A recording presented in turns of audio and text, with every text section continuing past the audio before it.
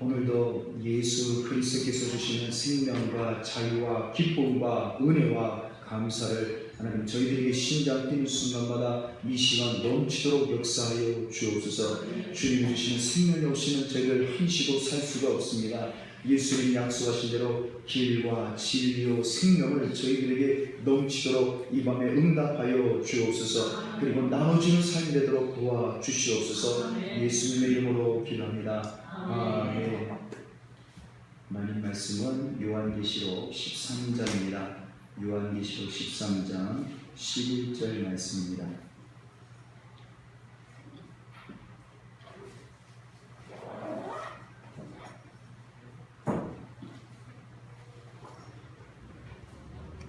요한계시록 13장 11절부터 우리 마지막 절까지 합독하시겠습니다. 시작. 내가 몸에 또 다른 짐승이 땅에서 올라오니 어린 양같이 두 뿔이 있고 용처럼 말을 하더라. 그가 먼저 나온 짐승의 모든 권세를 그 앞에서 행하고 땅과 땅에 사는 자를 처음 짐승에게 경배하게 하니 곧 죽게 되었던 상처가 나은 자니라.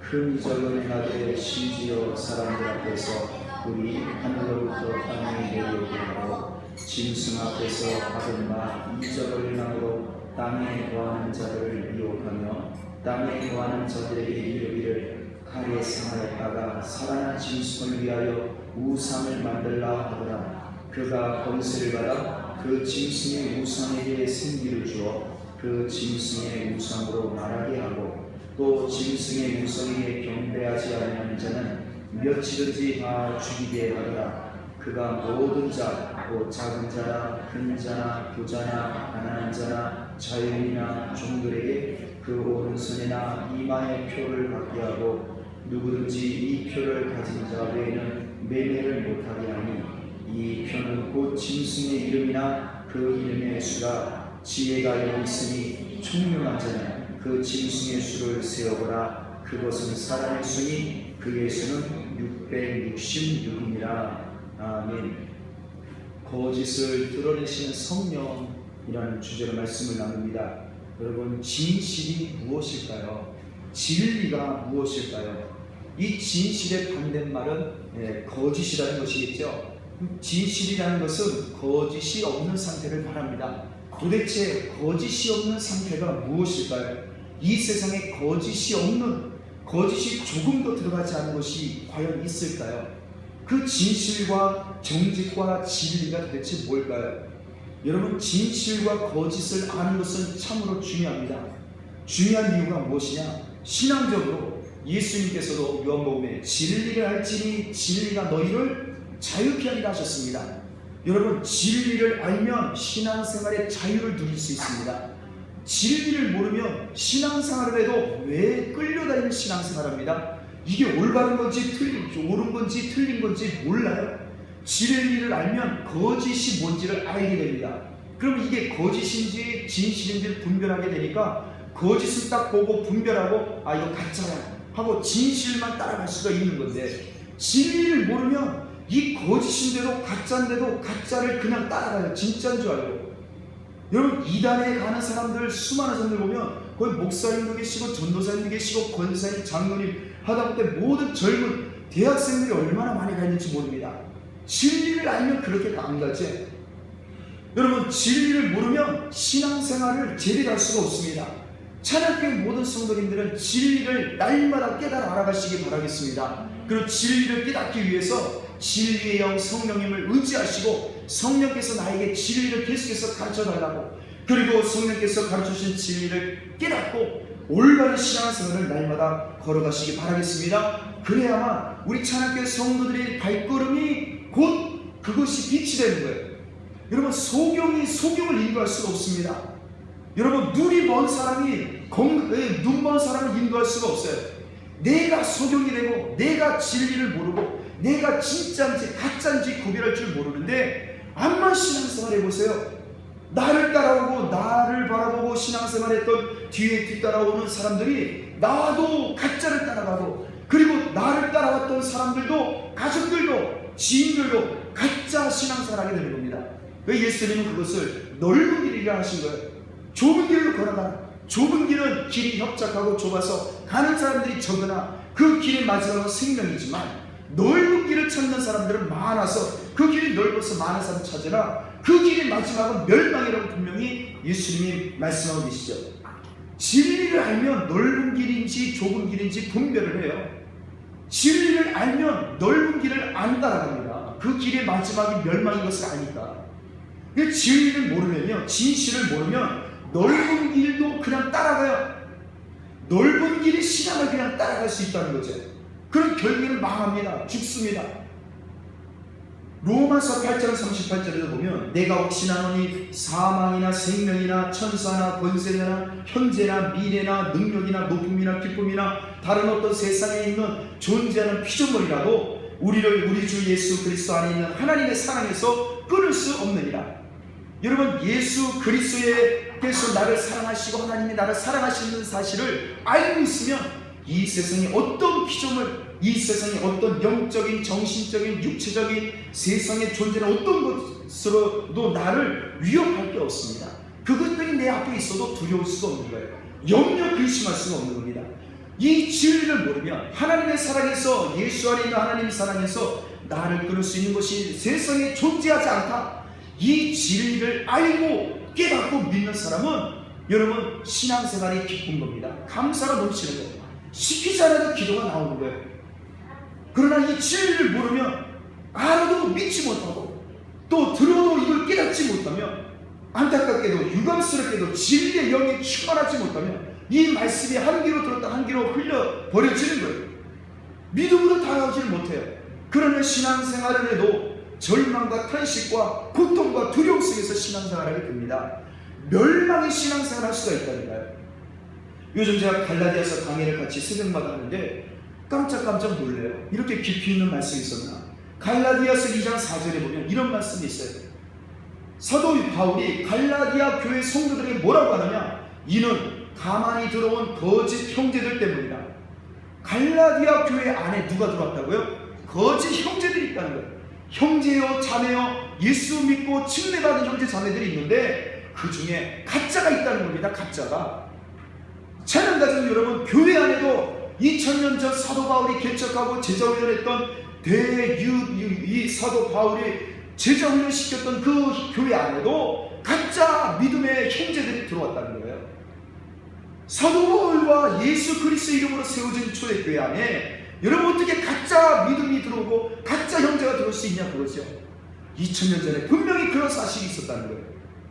그들이 가만히 들어온 것은 그리스도 예수 안에서 우리가 가진 자유를 엿보고 우리를 종으로 삼고자 함이로다. 예수님이 주신 이 자유, 예수님이 주신 이 자유, 놀라운 이 자유를 빼앗고 내 자유 가진 것을, 이 자유를 엿보려고 하는 거짓 형제들이 우리 교회 안에 있다는 것입니다. 여러분, 하물며 2000년 전에 사도 바울이 대사도 바울이 세운 교회 안에도 거짓 형제와 거짓 신앙과 예수님이 내게 주신 이 자유와 기쁨과 생명을 엿보고 빼앗아 가려고 하는 그러한 시도가 있었는데 지금 이 시대에는 없냐 그겁니다. 우리 찬양교회는 없을까요? 여러분, 우리는 진짜 자유로 예수님이 주신 자유와 생명을 여러분 우리는 누리는 신앙생활을 하고 있냐 그겁니다. 여러분, 찬양교회 성도 여러분, 지금 이 자리에 많은 수가 앉아 계신 거예요. 만약에 이 가운데 저라도 진짜 예수님이 주시는 자유, 예수님이 주시는 생명의 신앙생활을 누리고 있다면, 여러분 한 명이라도 저라도 그런 생명의 신앙을 갖고 있다면, 예수님이 주신 자유를 온전하게 누리고 있다면 여러분 그 교회는 살 수가 있는 거예요. 생명이 넘치는 겁니다. 빛이 밝은 거예요. 여러분, 근데 우리 찬양교회 성도님들이, 이 자리에 앉아 계신 성도님들이 예수님 주신 자유를 누리지 못하고 있다. 그걸 모르고 있다. 신앙생활에도 자유가 없다. 신앙생활에도 눌리는 것 같다. 두려움과 근심과 염려에 파묻혀 있다. 내일에 기쁜 것이 없다. 내일에 소망이 없다. 내일이 안 왔으면 좋겠다. 설마 그런 생각과 그런 마음이 있다면 여러분, 우리 찬양교회 성도님들은 자유를 못 누리는 것입니다. 거짓 믿음과 거짓 형제들로 인해서 여러분 자유를 못 누리고 있는 거예요. 예수님이 주신 자유를 맛을 못 보고 있는 것이죠. 예수님이 주신 생명을 누리지 못하고 있는 거예요. 예수님이 주신 이 기쁨을 누리지 못하는 거예요. 신앙생활이 잘못된 것이죠. 여러분, 그래서 개혁은 날마다 이루어져야 될 줄 믿습니다. 날마다 마음이 돌이키고 마음을 바꾸는, 이것을 한글 성경에는 회개라는 번역을 했는데, 이런 날마다 마음이 바뀌어지는 역사가 있어야 될 줄 믿습니다. 날마다 우리 신앙은, 우리 영성은 날마다 기경, 밭을 갈아엎는 우리 마음 심령을 뒤집어 엎는 역사가 매일매일 심장 뛰는 순간마다 있어야 될 줄 믿습니다. 여러분, 그러므로 내 신앙생활을 되돌아보셔야 되는 거예요. 매일매일 내가 예수를 인하여 생명을 누리고 있는가? 내가 그리스도 예수님이 주시는 자유를 내가 누리고 있는가? 못 누리고 있으면 여러분 기경하셔야 돼요. 하나님이 기경해 주시든지 내가 가슴을 치고 내가 나 자신을 뒤엎든지 하셔야 돼요. 신앙생활 매일매일 재검토하셔야 되는 거예요. 처음부터 다시 하셔야 되는 거예요. 신앙생활을. 여러분, 그래서요, 이 사도 바울 관련해서 2장에 보면요, 5절에 뭐라고 하느냐? 나는 그들에게 우리가 한시도 복종하지 아니했으니 갈라디아 교회 안에 가만히 들어온 거짓 형제들, 거짓 믿음, 내 예수님이 주시는 자유를 빼앗고 엿보는 그들을 나는 그들에게 절대 복종하지 않았다. 우리는 그런 거짓 믿음에 복종하지 않았다. 그렇게 이야기하고 있습니다. 여러분, 그런데 이것도요, 사도가 이렇게 고백할 수 있었던 것도 뭐라고 하느냐? 왜냐하면 복음의 진리가 항상 너희 가운데 있게 하게 하십니다. 여러분, 예수 그리스도의 복음의 진리를 알아야 복종할 게 뭔지 알고 내가 복종하지 않아도 될 것을 아는데, 진리를 모르면 이걸 복종하지 말아야 될 거짓에 복종하게 되고, 이 참 진리이신 말씀을 복종 안 하게 되면 이 엄청난, 여러분이 웃기지 않은 상황이 벌어지게 되는 것입니다. 여러분, 그러므로 우리는 진리를 제대로 깨달아야 합니다. 진실을 알아야 돼요. 그래서 진리의 영 성령에 의존하고 성령의 충만함이 필요한 줄 믿습니다. 성령을 따르지 않으면 여러분 별 수 없습니다. 망하는 거예요. 신앙생활을 하셔도 여러분, 내가 정말 우리 뒤에 오시는, 여러분이 신앙생활 오래 하셨잖아요. 이 자리에 앉아 계신 분들은 웬만큼이지 오래 하셨잖아요. 이제는 나를 위해 신앙생활 할 시간이 끝났어요. 나를 통해서 예수 믿는 내 모습을 보고 예수를 저렇게 믿어야 되는구나, 뒤따라오는 사람들의 시대가 됐습니다. 이제 내가 이제 믿음의 선배가 되었고 믿음의 빛이 되었어요. 나는 이제 인도자가 되었고 목자가 되어 있는 수준이지, 나는 이제 더 이상 양이 아니에요. 양이. 그러면 내가 적어도 진리를 알아야 돼요. 진리를. 거짓이 뭐고 가짜가 뭔지를 분별할 줄 아는 영적인, 지식적인, 또한 육신의 모든 영역에서의 전인격적인 진리와 가짜를 분별할 줄 아는 분별력을 가지셔야 된다는 것입니다. 그 능력을 날마다 우리는 가지셔야 될 줄 믿습니다. 이걸 놓고 기도하셔야 될 줄 믿습니다. 이거 모르면요, 내 자녀들요, 신앙의 유산을 남겨줄 게 없어요. 내가 갖고 있는 게 가짜 신앙인데 뭘 남겨주겠습니까? 백날 기도해봤자 가짜 신앙 남겨줘서 뭘 하겠습니까? 여러분, 우리가 신앙의 유산을 남겨줘도 자손들에게 남겨주려고 해도 진리의 신앙의 유산을 알고 가르쳐주고 남겨줘야지.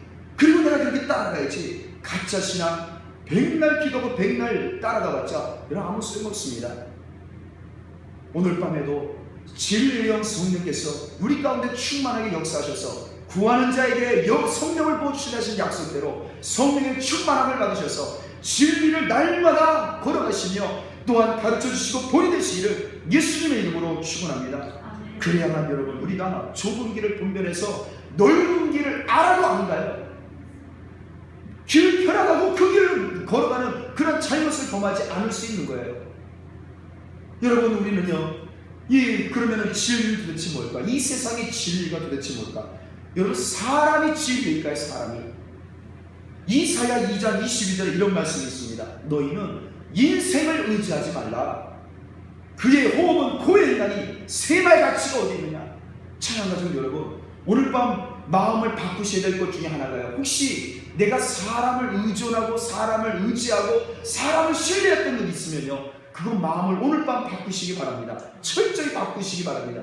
그 대상이 자녀가 되었다면 그것도 바꾸시기 바랍니다. 그 대상이 부모였다면 그것도 바꾸시기 바랍니다.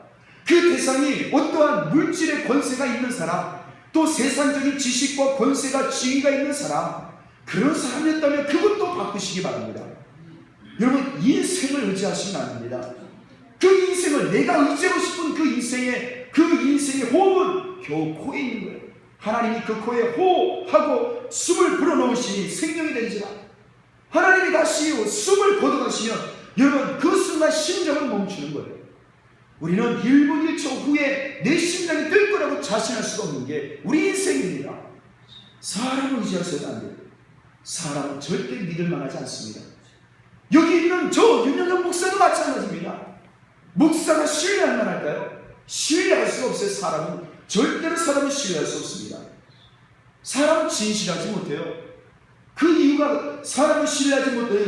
의지하지 말아야 되는 이유는 인간은 진실하지 못하기 때문이에요. 여러분, 사람은요 시건을 합니다. 시건. 사무엘상에도 하나님이 시건치 않는다 하셨습니다. 인생처럼 시건하지 않죠. 거짓말을 안 해요. 하나님은 거짓말을 안 하세요. 그러나 인간은 거짓말을 합니다. 말을 바꾸지요. 자기 멋대로 약속을 어기지요. 변개하지요. 여러분, 사람은 사람처럼 믿지 못할 만한 존재가 없습니다. 사람은 진실하지 못해요. 사람은 진리가 아닙니다. 절대로. 인간을 신뢰하면요, 인간을 믿으면 그 사람이 망하는 거예요. 절대로 그리스도는, 하나님의 자녀는요 사람을 의지할 것이 없습니다. 기쁜 소식이기도 한 소식이나 기도의 우리 교회 공동기도 제목이 하나이기 때문에 함께 나누었으면 합니다. 우리가 그동안 몇 달 동안 언제부터 그 기도 제목을 주었는지 모르겠지만 몇 달 된 것 같아요. 연초에 기도 제목을 주었는데, 공동기도 제목에 보면 전도 대상자인데 송미경 씨라는 자매가 계세요. 둔촌 종합상가에서 그 조그만 샵을 하시던 분인데, 자식을 그렇게 신뢰해야 됩니다. 자녀를 그렇게 신뢰해요. 그 자녀 맹모 삼천지결하고 이 자식을 공부를 또 잘하고 공부 교육에 온 목숨을 걸었대요. 그 아이를 볼 때에 너 몇 개 시험 맞추면 몇 개 틀렸어? 이거부터 묻는 거예요. 너 시험 잘 쳤거나 참 기특하다. 이게 아니에요. 몇 개 틀렸어? 구박하고 타박하고. 과연 그 어머니의 기대대로 이 아들이 이 의대에 진학할 만큼의 실력을 갖췄대요. 우리 강남에 있는 큰 유명한 사립고등학교 거기 옆에 아예 이사까지 갔어요. 그 학교까지 진학을 시키고 집도 거기에. 그런데 이분이 아시는 대로 갑자기 병원에서 암 4기 말기 환자로 판명이 납니다. 병원에서는 1년밖에 못 삽니다라고 진단이 나옵니다. 여러분, 그래서 그분을 위해서 예수님을 안 믿고 또 그 문제가 있어서, 여러분, 그분을 위해서 송미경 자매를 위해서 우리 공동기도 제목 안에 넣고 전도 대상자 중에 이분을 위해서 계속 기도합니다. 계속 기도했어요. 예수님을 믿게 해달라고, 성령께서 우리를 불러주신 것처럼 이분도 불러주시라고.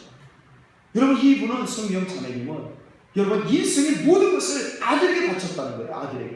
아들의 성공을 위해서. 그런데 오랜만에 수요일날 수요일에 마치고 우리 권사님과 우리 전도하셨던 우리 자매님이 찾아가셔서 오랜만에 이 동네에 와서 만나셨다는 거예요. 집은 강남 쪽이에요.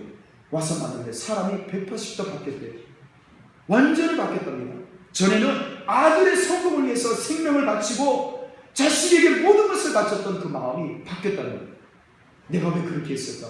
아들한테 미안하다면서 내가 지금까지 너에게 이야기했던 건 다 아니다. 네 원하는 대로 살아라. 네가 하고 싶은 걸 해라. 내가 엄마가 원하는 대로 살지 말고 네가 하고 싶은 대로 살아라. 말을 완전히 바꿨대. 그리고 예수님을 전하는데 조마조마했는데 다 받아들이더래요. 그리고 권사님이 예수님 영접하라고, 예수님을 잘하고 예수님 믿으라고 했더니 예수님을 영접하겠다고 그 자리에서, 카페에서, 길에서 영접 기도까지 다 따라가고 편한 마음을 했대. 물어봤대. 아까 권사님은 그렇게 막 일사천리로 예수님 영접하라고 전도하고 강요했는데, 혹시 예전 생각을 하니까 예전에 그분을 생각했을 때 이게 도저히 그분이 막 박차고 나갈 것 같은데 기분 나쁘지 않았냐고 물어봤대요. 최세희 성도님. 그랬더니 전혀 그렇지 않아요. 정말 마음 편하게 다 받아들였대요. 예수님 영접했다는 겁니다. 여러분, 사람은요, 사람을 의지하는 것은요 그것처럼 어리석은 게 없어요. 여러분, 사람의 호흡은 코에 있습니다. 영원하지는 못해요. 인간은 진실하지 못해요.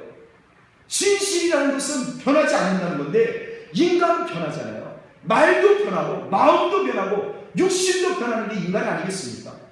내가 언제 어떻게 죽을지 어떻게 알아요? 하나님이 오늘 불러가시면 우리는 끝이지요. 여러분, 찬양가족 여러분, 이 자리에 계신 분들만이라도, 여러분, 저는 이 자리에 계신 분들만이라도 여러분 이 진리를 깨달으시기를 예수님의 이름으로 축원합니다. 인간은 진리가 아니에요. 자식도 부모도 남편도 아내도 어느 누구도 진리가 아니에요. 진실이 아니에요. 진실하지 못해요. 다 바뀝니다. 인간은. 그러므로 인간을 신뢰하는 것은 망하는 거예요. 그것처럼 어리석은 게 없습니다. 여러분 이 진리를 깨달으시기 바랍니다. 사람 의지하지 마시고 인간은 진실하지 못하기 때문입니다. 바뀝니다. 여러분 그럼 이 세상에 무엇이 진실일까요? 지식이 진실일까요? 지식. 전도서 1장 18절에 이 전도서를 기록한 솔로몬이 고백하죠. 지혜가 많으면 번뇌도 많으니 지식을 더하는 자는 근심을 더하느니라. 여러분 지식이 이 지식을 가지고 있으면 많이 알면 여러분 이것이 나를 자유롭게 하고 생명을 줄까? 전도자, 이 전도서를 기록한 전도서의 이 기자 솔로몬은 그렇지 않다는 거예요. 세계 최고의 지혜를 그 이전과 이후에 솔로몬과 같은 지혜를 가진 자가 없었는데 솔로몬이 하는 말이 지혜가 많으면 지식이 많으면 근심도 많다.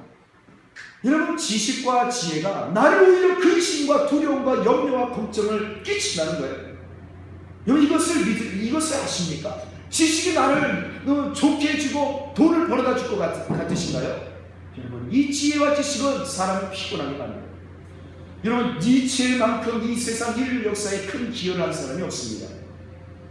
이 니체는 목사님의 아들이에요. 독일 목사님의 아들이에요. 독일 개신교 목사님의 아들이에요. 얼마나 똑똑한지 모릅니다. 하나님이 주신 지혜와 명철이 정말 탁월했는데 이 사람이 니체가 당시에 120년 전에 130년 전에 아무리 자기가 이야기해도 130년 전에 전 세계의 최고의 지성인들이 니체의 말을 이해를 못했어요. 니체가 하는 그 사고방식을 이해를 못하는 거예요. 얼마나 뛰어났는지 몰라요. 어쩌면 다니엘에게 주셨던 그 시대의 당대 최고의 지혜자들에게 주셨던 지혜보다 10배나 나은 지혜를 주셨던 것처럼 이 니체에게 하나님이 지혜를 주셨는데 얼마나 지혜가 뛰어났는지 당시의 사람들은요 니체가 하는 말을 이해를 못했어요. 그래서 그가 책의 서문에 뭐라고 썼느냐, 이 책은 지금 동시대 사람들이 이해 못한다. 100년 후의 사람들이 이해할 것이다. 그렇게 썼습니다. 그 책의 제목이 짜라투스트라는 이렇게 말했다는 책이에요. 그 유명한 책. 그래서 지금도 그의 책은 이해가 잘 안 되는 책이에요. 얼마나 힘든 책인지 모릅니다. 100년 후가 지나야만 그 사고와 지식이 지성이 발달할 100년 후의 사람들이나 이해할 만한 내 이야기를 한다. 라는 사람. 그 책에서 그런 말하죠. 신은 없다. 신은 인간을 나약하게 한다. 신을 의존하지 마라. 네 자신을 믿어라. 네 자신의 의지와 네 정신력을 의지하라. 사람의 지혜와 지식을 의지하라고 강조합니다. 그 책이 그의 정신입니다. 그런데 그가 그 당대 100년 앞뒤 100년의 최고의 지성과 지식을 쌓았던 그 사람이 최후 5년을 어떻게 보내느냐, 정신분열을 일으킵니다. 그리고는 5년 동안 행방불명이 됐어요. 자기 집을 못 찾아가요. 가족을 못 찾아가요. 정신을 잃어버렸어요. 도중에 객사를 하는데 정신병원에 들어와서 사람이 죽었는데 알고 보니 그제서야 이 사람이 니체라는 게 발견이 된 거예요. 당대 최고의 그 시대 최고의 지성인이었던 니체가 가족도 떠나고 이웃도 떠나고 도중에 이 노숙자로 살다가 정신분열자로 살다가 객사를 해서 죽습니다. 여러분 지혜와 지식으로 인간을 구원하거나 인간에게 유익을 줄 수가 없습니다. 자신도 구원을 못하는 게 지식이에요. 그리고 그의 지식으로 남겨진 그 책 때문에 독일이 1차, 2차 세계대전을 일으키는 그러한 원인이 되고 수천만 명을 죽이는 학살하는 근거가 그 니체의 최고의 지성으로 나온 책의 근거가 된 것입니다. 여러분 세상의 지식을 아무리 쌓아오시고 학벌을 아무리 가져보세요. 그걸로 사람을 살릴까요? 지금 우리 한국 사회를 어지럽히고 혼란을 일으키게 하는 사람들의 면면을 가보세요. 그분들이 학벌이 없습니까? 지식이 없습니까? 공부를 안 했습니까? 우리나라 최고의 지성인들이 다 그 범죄를 저지르고 사회를 혼란하게 만들고 국민을 다 비탄하게 만들고 절망스럽게 만드는 사람들이 그들의 지식으로 만든 거 아닙니까? 여러분 세상의 지식이 진리인가요? 진리, 내가 배운 지식, 내가 쌓은 그 학벌 아무 소용이 없습니다. 아무도 못 살려요. 여러분, 그러면 무엇이 진리인가? 여러분, 돈이 진리일까요? 돈? 전도서 5장 10절에 세상에서 돈을 제일 많이 소유했던 이 솔로몬이 고백하죠. 은을 사랑하는 자는 은으로 만족하지 않고 풍요를 사랑하는 자는 소득으로 만족하지 아니하니 이것도 헛되더라. 돈이요, 풍요요, 잘 살면 그게 나를 행복하게 하고 만족을 줄까요? 절대 만족을 못 준다고 솔로몬이 고백하는 거예요. 돈을 사랑하면 그 돈이 나를 만족을 못 시킨다는 거예요. 그러므로 돈을 사랑하지 말라는 거예요. 결론은 내가 풍요로우면, 돈 재산이 많으면 만족이 좀 올까요? 내 마음에 기쁨이 생길까요? 그렇지 못하다는 거예요. 헛되고 헛되도다라는 것이죠. 여러분, 인간의 탐욕으로, 여러분, 내가 가지는 그 탐욕, 내가 더 많이 가지려고 하는 욕심, 그것이 진리가 되고 영원한 나에게 기쁨을 줄 수 있을까요? 그것이 진리일까요? 영원히 변하지 않을까요? 그것은 여러분, 진리가 될 수 없습니다. 나를 만족 못 시켜요. 여러분, 그러면 이 세상의 진실은 도대체 뭘까요? 여러분, 자연의 진실이 하나 있어요. 자연의 진실. 이 세상의 진실, 그것은 무엇이냐? 전도서 3장 12절부터 13절에 보면 사람들이 살아가는 동안에 기뻐하고 착한 일을 행하는 것보다 더 나은 것이 없는 줄을 내가 알았고, 사람마다 먹고 마시는 것과 수고하며 땀 흘리면 즐거움을 누리는 그것이 하나님의 선물인 줄을 또한 알았도다. 여러분, 오히려 진리는 무엇이냐? 그냥 내가 사는 동안에 기뻐하라는 거예요. 이게 진리라는 것입니다. 내가 사는 동안에 선을 행하는 것이요, 착한 일을 하는 것. 이 착한 일 누구에게 하는 것입니까? 나에게 착한 일 하는 게 아니죠. 이웃들에게 착한 일을 하는 것이라는 거예요. 이게 진리라는 것입니다. 자연의 진리. 이거보다 나은 삶이 없다는 거예요. 그리고 매일매일 그냥 먹고 마시고 내가 하는 일, 이 작은 일이든 큰 일이든 내가 하는 일로 땀 흘리는 것으로 즐거움을 누리라는 것입니다. 그걸 만족하라는 거예요. 이게 하나님의 선물이다. 이게 자연의 하나님이 주신 진리라는 것입니다. 할렐루야. 하나님이 주신 이 자연의 진리를 여러분, 우리 찬양대 성도님들이 다 누리시기를 예수님의 이름으로 축원합니다. 이 자연의 진리 이미 다 주셨어요. 이 자연 속에 남겨진 주신 이 진리를, 이 선물을 왜 우리가 누리지 못하면 얼마나 비참합니다. 멀리 있지 않아요. 이 진실은요. 이 진리는 멀리 있지 않아요. 이 자연 속에 얼마든지 있습니다. 오늘 내가 하는 이 작은 일, 남을 기쁘게 하고, 고린도전서 10장 33절 사도 바울 고백처럼 너희도 나처럼 모든 일에 모든 사람을 기쁘게 하는 사람이 되기를 바란다. 여러분, 이게 진리예요. 이게 진짜 진리의 삶입니다. 남을 기쁘게 하는 것. 내가 어떤 행동을 하든지 하다못해 다른 사람 좀 유쾌하게 하기 위해서 쓰레기 하나, 담배 꽁초 하나 줍는 것, 청소해 주는 것. 여러분, 이게 진리라는 거예요. 이게 오늘 나에게 하루에 세 끼 일용할 양식을 하나님이 주실 때 이걸 먹으면서 기뻐하고 감사하고 즐거워하는 것, 이게 진리라는 것입니다. 여러분, 그런데 여러분, 이게 다일까요? 어느 마을에 가난한 이 구두쟁이가 한 사람이 살고 있었습니다. 부부가 살고 있었어요. 근데 어느 날 시장에 이 구두를 만들기 위해서 가죽을 사기 위해 시장에 가서 가죽을 사들고 이제 집으로 돌아가는 길에 교회 예배당 바깥에요, 벽에 이 바들바들 그 추운 겨울에 한 청년이 있는데 옷 실하게 하나도 걸치지 않고 한 남자 청년이 바들바들 떨면서 죽음도 앉아 있는 거예요. 이 모습을 보고 이 두 부부가 자기들도 가난한데 이제 하루벌로 한 먹는 이 두 부부가 그 젊은이를, 그 청년을 보고 불쌍히 여깁니다. 그리고는 그 청년을 데리고 갑니다. 갈 데가 없다는 이야기를 듣고 자기 집에 데려가서 같이 구두 만드는 기술을 가르쳐줘요. 그러면서 같이 삽니다. 그리고 어느 날 이 구두를 어느 정도 만들면서 보조효과를 잘하고 있는데 이 손님이 들어왔는데 부자 손님이 왔어요. 그들이 이 부자 손님이 구두를 한 켤레 주문합니다. 나에게 1년 동안 신어도 절대 터지지 않고 실밥이 터지지 않고 찢어지지 않는, 변하지 않는 아주 튼튼하고 비싼 돈을 내가 줘도 상관없으니까 만들어달라고, 튼튼한 1년 신을 신발을 만들어달라고. 그랬더니요, 이 같이 그 옆에 있던 이 보조 청년이 1년 쉬는 장화를 주문했는데 그 이야기를 쫙 듣다가 죽은 사람에게 이 저 장례식에 시신에 신기는 단화, 그걸 신기는 거예요.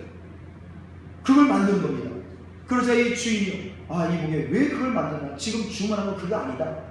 1년 동안 신을 튼튼한 신발을 만들어야 된다. 그러자 청년이 말합니다. 이 손님, 그 부자 곧 죽을 겁니다. 이 장화 필요 없습니다. 곧 장화 대신에 1년 신을 이 큰 튼튼한 신발 대신에 이 장례식에 필요한 그 사람이 죽어서 신을 신발이 필요로 할 겁니다. 그러더니요, 정말 며칠 후에 그 부자가 죽었다는 소식이 들려 유가족들이 찾아와서 그 죽은 부자에게 신길 신발을 주문을 합니다. 이미 다 만들어져 있어요. 6년이 지났습니다. 손님이 또 들어왔는데 이 손님이 이 여자가 이 쌍둥이 두 아이들을 데리고 왔어요. 6, 7살 되는 두 아이들을 데리고 옵니다. 그러더니 이 아이들의 신발을 좀 맞춰달라는 거예요. 이 아이들이 자기 아이들이 아니라는 거예요. 7년 전에 이 아이들의 엄마가 세상을 떠났대요. 그러니까 자기가 할 수 없이 동네 아줌마인데 자기가 맡아서 키우고 있다는 것입니다. 이 모습을 보고 이 가족이 신발을 맞추고 떠나는데 이 보조 청년이 갑자기 하늘을 딱 쳐다보면서 막 환하게 웃는 거예요. 그러면서 이 청년 몸이 빛으로 막 바뀌기 시작합니다. 이 무슨 목사님 판타지 소설을 봤나 이야기하시겠는데 그러더니 이 청년이 말을 하는 거예요. 이 구두쟁이 두 부부에게 저는요 원래 천사였습니다. 판타지죠. 원래 천사였어요. 7년 전에 어느 날 하나님께서 아까 그 아이들의 엄마를 데리고 오라고 저에게 명령하셨습니다. 근데 그 아기 엄마는 이제 갓난 아기를 젖먹일 것이 없어가지고 힘조차 없어서 병상에서 누워있는데 너무너무 불쌍해서 하나님 이거는 순종 못하겠습니다. 다른 건 다 순종해도 저 아기 엄마는 내가 못 데려가겠습니다. 저 아기 엄마를 데려가면 아기를 어떡합니까? 하나님 나 이거 순종하지 못합니다. 불순종했다는 거예요. 그 하나님이 그 벌로 너는 이 세상에 남겨져라.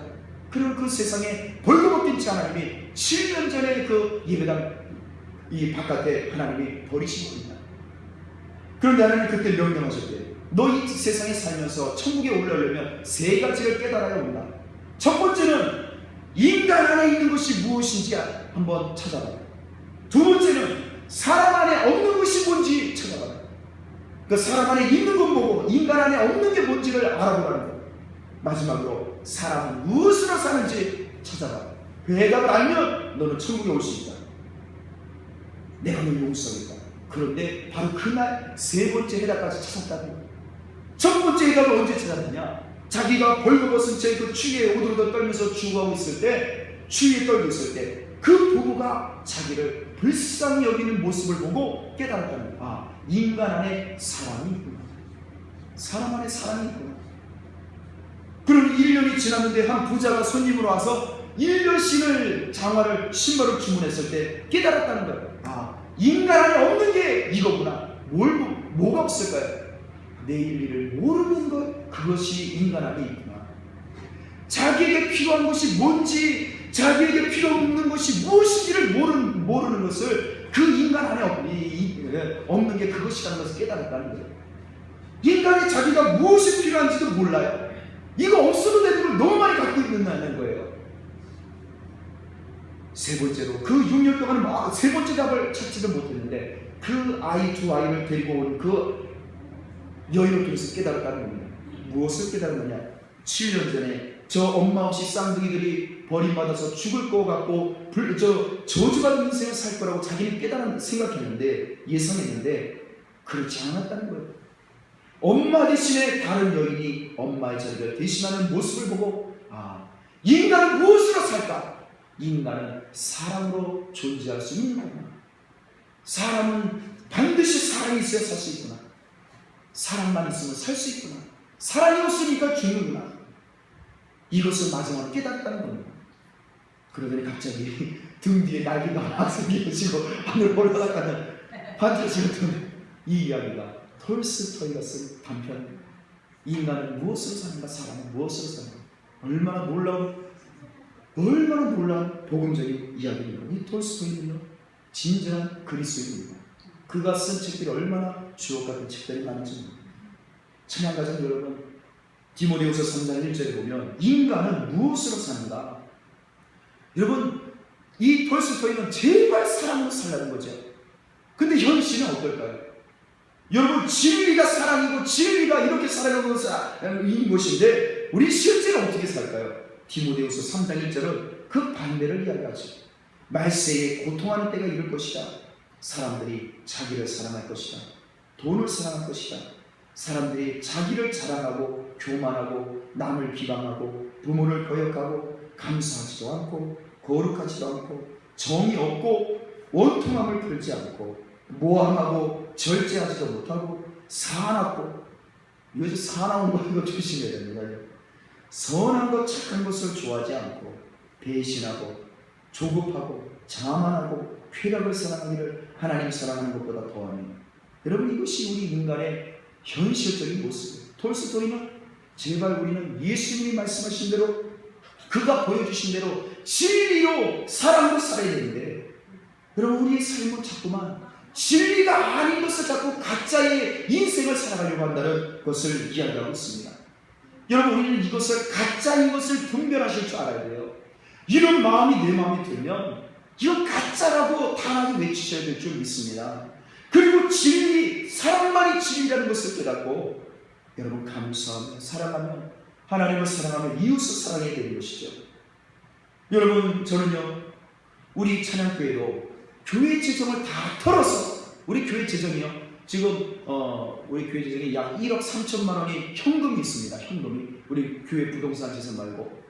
목사님 그 급비상 아닌가요? 또 하실 거예요. 아니에요, 급비상 아니에요. 우리 찬양교회 등록하신, 교족부에 등록하신 분들이라면 우리 교회 재산은 다 성도님들의 것이에요. 여러분들의 것이에요. 뭐 소수의 목사 것이 아니고요. 그 교회가 어떻게 돌아가는지 아셔야죠. 그래서 지금 6개월에 한 번씩 이렇게 재정 공개를 하고, 제가 한국교회 있을 때 한 달에 한 번씩 했거든요. 재정 공개를 다 공개를 하고 했는데, 이거 지금 한 6개월에 한 번씩은 해야 우리 살림을 잘 했구나 못했구나, 우리 교회가 잘 돌아가는구나 못 돌아가는구나, 이거 아실 텐데. 여러분, 저는요, 우리 찬양교회가, 제 바람은 그래요. 개인적인 바람이에요. 이거 강요하는 거 아닙니다. 교회 재정이 1억 3천 다 털어서라도 교회 성도들 중에 가난한 형제자매들이 있어요. 지금 병원비 문제 때문에 어려워하시는 분들이 있어요. 여러분, 지금 먹고 마시는 것 때문에, 집 문제 때문에, 전세 문제 때문에 고민하시는 분들이 있어요. 우리 교회 바깥에 이 가난한 사람들 얼마나 많습니까? 병원에 가보세요. 얼마나 아픈 사람이 많아요. 우리 교회 1억 3천 다 털어가지고 그 사람들 도와줬으면 좋겠어요. 이게 제 바람입니다. 할렐루야. 야, 오늘 확실히 지인 오신 분이 그냥 아멘을 한 번도 안 하셨어요. 행복교에서 이 얘기했다가 아주 그냥 돌이 나는 것을. 행복교에서 여러분, 하나님 사랑, 이웃 사랑, 이게 하나님 뜻이 아니겠습니까? 그래서 그러면서 어르신들한테, 우리 교회 그때 우리 행복교회 전 재산이 현금이 제 기억에 한 2천만 원인가 있었어요. 2천만 원 정도 현금 재산이 2천만 원이 은행에 있었고, 땅이 논이 두마지기 한 3천만 원 돈 내는 논이 있었고, 교회 예배당 땅이 한 150평 정도가 있었죠. 그러면서 제가 우리 성도님들께 말씀을 드렸습니다. 우리 교회를 딱 보니까, 행복교회를 보니까 전교인이 30명인데 다 70에서 90대 오신들 뿐이에요. 40대 우리 2명, 그때 39살 40살이었으니까 저희 두 부부, 그 다음에 40대 50대 각각 한 명씩 있고, 60대 한 2명 있고, 이게 끝이에요. 그럼 보세요. 10년 지나면 어떻게 될까요? 20년 지나면 어떻게 되겠어요? 그분들 다 이제 천국으로 교적으로 옮기시는 거죠? 그럼 교회가 어떻게 되겠냐고요? 교회, 담임 목사 가정까지 사랑이까지 해서 4-5명밖에 없는 거예요. 그 넓은 예배당. 여러분, 그 목회할 수 있겠습니까? 헌금이 나와야 저 사례를 받지. 저도 아마 도망갈걸요. 그때쯤에 교회, 저를 먹을 게 없으니까 도망가겠죠. 교회, 결론은 교회는 문 닫아야 되는 거예요. 여러분, 그러면 어떻게 되겠습니까? 그런데 어르신들이 그 교회 재산을 꼭 붙잡고 있는 거예요. 이걸 남겨줘야 된다는 거예요. 누구한테 남겨주냐고, 누구한테 남겨주냐고. 사랑한테? 그래서 제가 딱 그게 보이더라고요. 교회는 초대교회처럼 가난한 사람들, 도움이 필요한 사람들한테 나눠줘야 되는 거예요. 교회 재정은 그러라고 있는 거예요. 헌금의 목적은 그거였어요. 초대교회. 신약시대의 헌금의 목적은 다 구제입니다. 갈라디아서 2장 5절인가요? 거기 뭐라고 되어 있느냐면요, 내가 예수님을 처음 만날 때부터 지금까지 가난한 형제들을 돕는 것을 힘써 행하여 왔다, 그렇게 고백하고 있습니다. 여러분, 초대교회 성도들은 예수 믿는 순간부터 가난한 사람들을 잊어버린 적이 없어요. 본인이 자비량으로 천막치는 일을 하면서도 사도 바울은 사람의 일을 받지 않고 오히려 사람의 일을 만들어서라도 가난한 형제자매를 돕는데 힘썼던 사람들입니다. 이게 초대교회 모습이에요. 오늘날 교회가 어떠냐 말입니다. 교회가 가난한 사람들을 생각하고 있냐고요. 우리 찬양교회 가난한 사람들을 얼마나 생각하고 있습니까? 얼마나 구제하고 있습니까? 우리 찬양교회 지금 누구 구제하고 있는 거 아세요? 혹시 알고 계십니까? 교도소에 그나마 지금 3명들이 보내고 있죠. 또 우리 구제원급으로 지금 3가정을 또 10만 원씩 지원하고 있죠. 또 우리 무임 목회 하시는 목사님들, 우리 목사님 2분을 후원하고 있죠. 그럼 그거 왜 또 있을까요? 또 있나요? 또 있나요? 없죠? 그게 다예요. 물론 선교사님들 선교하는데 후원하는 거고. 여러분, 우리도 찬양교회도 별 수 없어요. 우리도 우리 헌금을 성경답게 쓰고 있지 않습니까? 행복교회 어르신한테 그랬어요. 우리 땅이고 또 논 두마지기 그리고 교회 모든 재산 다 털어서 우리 가난한 우리 형제 자매들, 또 독거노인이 어른들이 160명이 있으니까 그 어르신들 행복일부터 사니까 나눠줬으면 되겠다, 봉사 열심히 하자고 그 말했다가 설교했다가 난리가 나고 욕을 하면서 이 설교 시간에 막 들고 일어나가지고 설교가 중단이 됐어요. 큰 소리로 지금 그 무슨 설교냐고. 제가 아직까지 찬양교회 성도들 충격을 드리지 않는 그 설교는 안 하고 있습니다. 여러분, 우리 찬양교회가, 우리 한국교회가 어떻게 어떻게 뭘 남기려고 합니까? 건물 남기려고요? 제가 지금 충격적인 또 뉴스를 오늘 들었는데 이게 사실인지 아닌지 아직 확인이 안 됐는데 여기 어마어마하게 큰 대형교회가 우리 이 성내동에 있는 한 큰 교회, 엄청 큰 교회. 이 교회가 그 교회 건물을 유지를 할 힘이 없어서 오륙교회 매각을 했다는 거예요. 오륙교회가 이걸 우리 교회에 사달라고.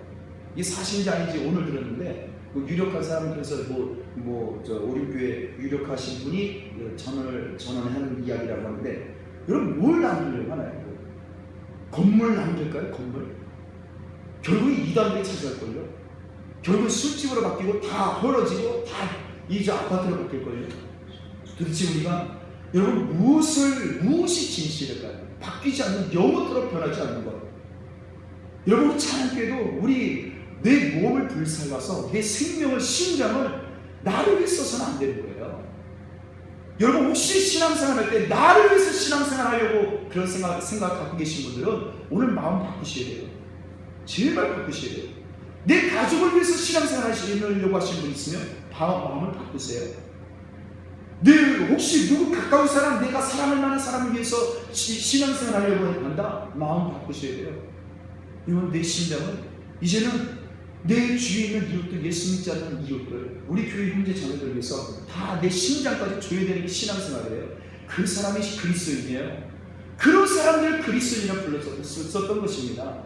그래서 초대교회 성도들을 볼 때에 그 성도들을 두려워했어요. 사람들이, 예수 믿지 않는 사람들이 오히려 두려워했어요. 어쩌면 저 사람들이 저렇게 예수님처럼 사느냐, 저렇게 십자가에서 다 내어주신 예수처럼 저 사람들, 그리스도인들이 어떻게 자기의 생명까지 다 나눠주느냐, 이웃들에게 두려워했던 것입니다. 여러분, 우리는 어쩌면 신앙생활이 내가 거짓 신앙생활도 남아있다는 것을 인정해야 돼요. 인정하고, 저도 마찬가지고요. 저도 큰 소리 치는 것은 제가 잘해서가 아니라 저도 회개하고자 하는 것입니다. 저도 마음을 바꾸려고 하는 거예요. 여러분, 그러므로 오늘날의 우리의 신앙생활은 진실과 거짓의 싸움이 매일 이루어져야 되는 거예요. 내 안에서 한쪽에서는 거짓을 자꾸 따라가는 거예요. 너 사람이 네 자신을 위해서 신앙생활해, 돈을 위해서 신앙생활해, 성공을 위해서, 네 명예와 인정받고 너 교만해지기 위해서, 남이 너 칭찬하기 위해서 너 신앙생활해. 거짓이 나를 유혹하죠. 그러나 내 한마음 한쪽에서는 또한 성령께서, 진리의 영실 성령님이 예수를 생각하라. 예수를, 그리스도 예수의 마음을 본받으라. 예수를, 그 예수님의 십자가를 생각하라. 계속해서 우리에게 촉구하고 계시는 줄 믿습니다. 여러분, 그 싸움이 우리 마음에서 자꾸 일어나는 거예요. 그러면 우리는 싸움에서 져서는 안 됩니다. 오늘 본문에도 이 거짓과 진실의 싸움을 이야기하고 있는데, 이 바다에서 이 넓은 바다에서 한 짐승이 올라왔어요. 근데 이 짐승의 모습이 보니까 뿔도 나옵니다. 머리도 있습니다. 왕관을 썼어요. 이게 뭐냐면은 무엇을 상관? 이 진짜 뿔이 나왔다는 것이 아니라 이 세상의 권력과 권세와 왕의 통치를 가지고 있다는 것을 뿔과 머리라고 상징하는 단어를 쓴 거예요. 이 세상의 모든 권세와 권력을 가진 짐승이 나왔어요. 이 짐승이라는 단어도 마귀의 종이라는, 마귀의 수가 있다는 뜻으로 짐승이라는 단어를 쓴 거예요. 진짜 짐승이 아니라. 이런 마귀의 권세를 받은 이 악한 사탄의 권세를 받은 악한 자나 권세 잡은 자가 나타나서 능력을 행합니다. 그리고 하나님을 모독합니다. 그리고 42달 3년 반 동안, 짧은 시간 동안 하나님을 믿는 자들을 괴롭히고 하나님의 백성들을 공격을 합니다. 이래도 나에게 경배 안 할 거냐? 이래도 하나님을 섬길 거냐? 이래도 너희들 믿음을 가질 거냐? 계속해서 예수 믿는 사람들을, 하나님의 자녀들을 모욕하고 하나님을 모독하는 그러한 통치자들이 세상에 나왔다는 거예요. 그리고 지금도 그러한 일들이 있을 것이라는 거죠. 그리고는 하나님을 그렇게 모욕하면서 예수 믿는 사람 성도들과 싸우기도 합니다. 그러자 이 바다에서 나온 이 마귀의 짐승이 이깁니다. 예수 믿는 사람들이 져요. 예수 믿는 사람들이 패배합니다. 악한 원수 마귀 사단의 권력 앞에 패배하게 돼요. 그리고 모든 나라와 외국어와 민족을 통치하는 권세를 막 행사합니다. 그러니 누가 이 짐승에게 복종 안 하겠습니까? 세상의 모든 권세와 권력을 가지고 있는 이 마귀의 권세를 가진 자에게 누가 감히 대적하겠습니까? 싸워도 진다니까요. 42달 동안 다 절합니다. 이 마귀 권세 가진 자에게 다 절을 해요. 살려달라고, 먹을 것을 달라고. 그런데 요한계시록 읽지 않았지만 13장 8절에는 절을 안 하는 사람이 있는데 누구냐? 죽임을 당한 어린 양의 생명책에 창세 이후로 이름이 기록된 자들은 절을 안 하고, 생명책에 예수의 이름으로 기록되지 않은 자들은 다 짐승에게 경배한다. 그런데 그것으로 끝난 게 아니에요. 또 두 번째 짐승이 오늘 읽으신 본문에 등장하는 거예요. 이번에는 처음에는 바다에서 나온 짐승이었는데 이번에 땅 위에서 올라온 짐승이에요. 그런데 이 땅 위에서 올라온 짐승은 여러분 보니까 그 모습이 마치 어린 양과 같다. 두 뿔이 있대요. 어린 양처럼. 여러분, 이 마귀가 우리를 공격하고 우리가 싸우려고 하고 우리를 거짓으로 가짜 신앙을 우리를 인도할 때에, 여러분 이 마귀는요 분별하기 어렵다는 거예요. 누가 같다고? 어린 양과 같다잖아요. 어린 양. 누굽니까? 예수님과 똑같이 생겼다는 거예요. 겉모습은 예수님이에요. 겉모습은 누가 봐도 딱 봐도 예수님이에요. 겉모습은 외모도 행동하는 것도 다 예수님이에요. 분별이 안 돼요. 그런데 차이점이 무엇이냐? 말하는 이야기가 마귀와 같다더라, 용처럼 말을 하더라라고 11절에 말하고 있죠.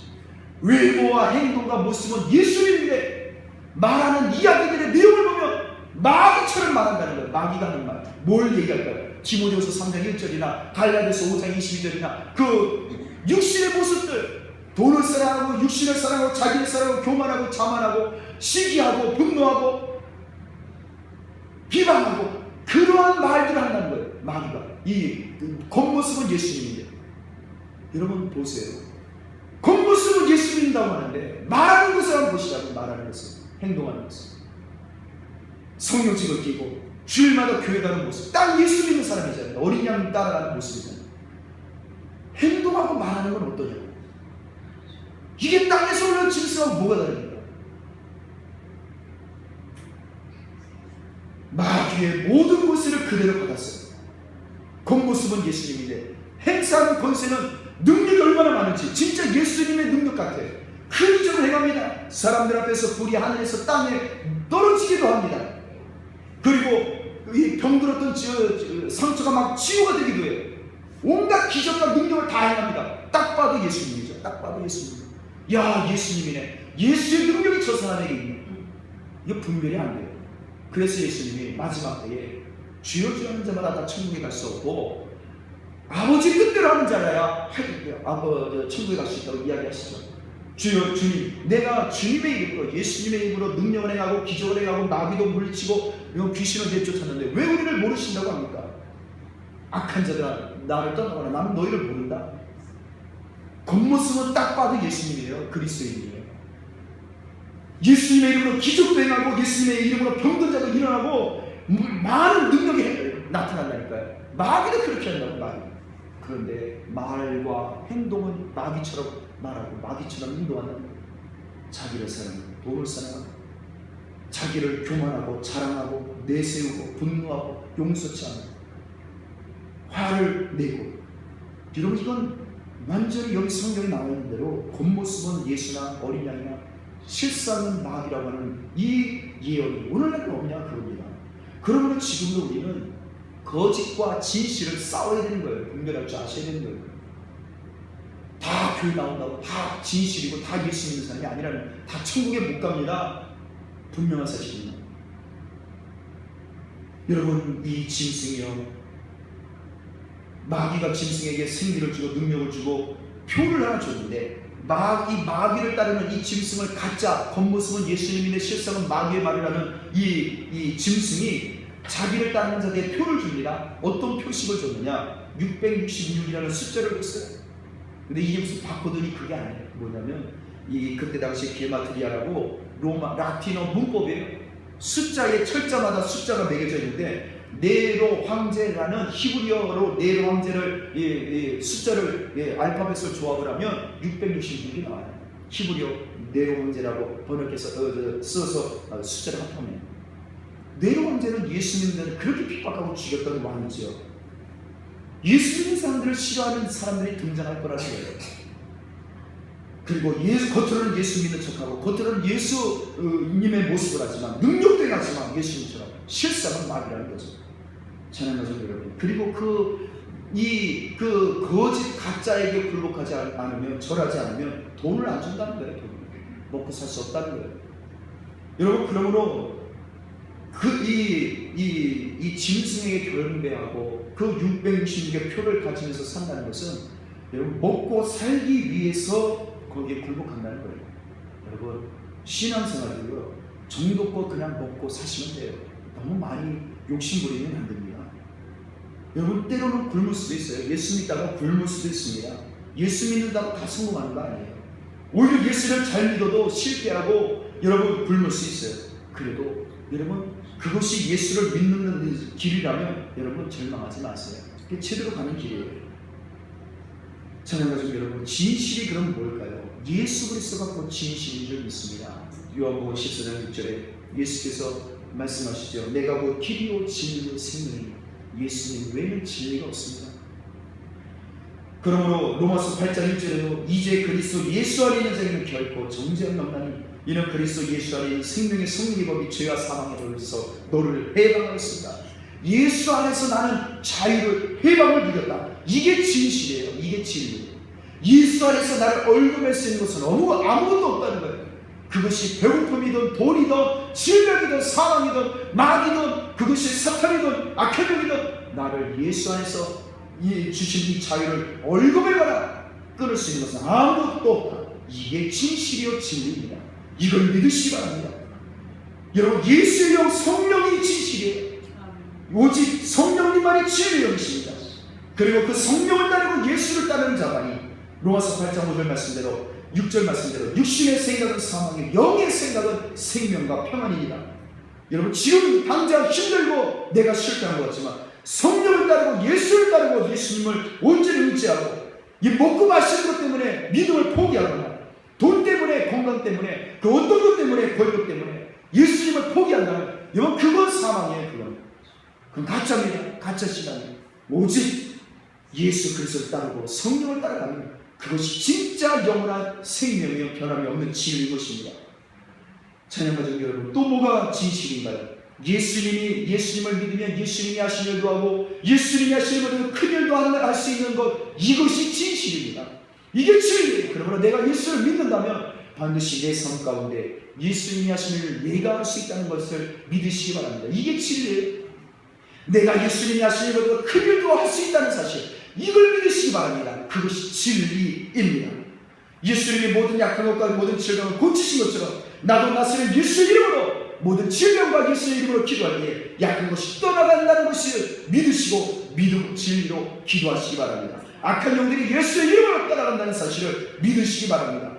여러분, 갈라디아서 2장 10절 말씀에 다만 우리에게 가난한 자들을 기억하도록 부탁하였으니 이것은 나도 본래부터 힘써 행하여 왔노라. 그 말씀대로 여러분, 우리가 예수님이 하신 것처럼 가난한 형제, 이웃을 돌보고 이웃을 사랑하는 것, 여러분, 이것이 진리인 줄 믿습니다. 우리는 이것을 열심히 이 진리를 행해야 합니다. 실천해야 합니다. 우리 신앙생활의 목적은 이거예요. 예수님이 하신 것처럼 하나님을 사랑하고 이웃 사랑하는 일에 목숨을 바치는 겁니다. 그것을 위해서 사는 인생을 사는 것이에요. 이게 진리예요. 그런데 하나님 사랑, 이웃 사랑을 안 하고 살아가는 인생, 그런 신앙, 그게 거짓 신앙이에요. 가짜 신앙입니다. 헌금을 해도 여러분, 헌금이 뭐 하나님의 것이기 때문에 하지 마세요. 하나님 돈 없어서 사십니다. 구약에 여러분 다 찾아보세요. 구약에 헌금 가져오라고 하신 이유가 없어요. 오히려 너희가 3일에 한 번씩 가져다 바치는 11조가 나에게 무슨 소용이 있느냐, 갖고 오지 마라. 자녀들 여러분, 하나님 사랑하고 이웃 사랑하는 데 힘쓰시기 바랍니다. 이게 진리예요. 예수님이 하신 일입니다. 우리 천안교회 미래는 여기 있습니다. 우리는 진리를 따라가야 합니다. 예수님처럼 진리신 예수님을 따라가야 합니다. 예수님이 하신 일, 진리의 일, 하나님을 사랑하고 이웃 사랑하는 일에 우리는 열심을 내줄 줄 믿습니다. 이 마음이 예수님의 마음인 줄 믿습니다. 예수님이 자기의 종의 형체를 가져서 낮추시고 죽기까지 복종하셨으니 십자가에 죽으신 그 예수님처럼 우리 이웃을 위해 생명도 아낌없이 드리시는 찬양가족 여러분 되시기를 예수님의 이름으로 축원합니다. 오늘 우리 함께 통성기도할 텐데요, 왜 저항세계 의문이에요? 궁금해요. 하나님 왜 부르짖어야 됩니까? 저도 지금 20년 가까이 부르짖고 기도하거든요.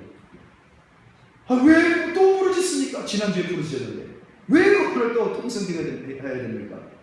왜 조용히 기도하면 안 됩니까? 금요기도에는 조용히 기도하시면 안 돼요. 금요기도에는 통성기도 하셔야 됩니다. 조용히 기도하실 때 나중에 다음 시간에 기도하세요. 이 시간 이외에 금요일에 오늘 참석하신 분들은 모두 다 통성기도 하셔야 됩니다. 왜 그럴까요? 로마서 8장 15절에 그 대답이 있습니다. 너희는 다시 무서워하는 종의 영을 받지 아니하고 양자의 영을 받았으므로 우리가 아빠 아버지라고 부르짖는, 아버지 내게 응답을 주옵소서, 내게 주옵소서, 응답을 주옵소서. 아버지 하나님께 부르짖어야 할 이유가 사명입니다. 그러면 하나님이 오늘 응답해 주실 겁니다. 그러면 오늘 이 시간 기도하실 때 침묵 기도하실 분들은 죄송합니다만 오늘 금요 기도에는 통성 기도하시고 침묵 기도하실 때 나중에 다음에 가서 기도하시기 바랍니다.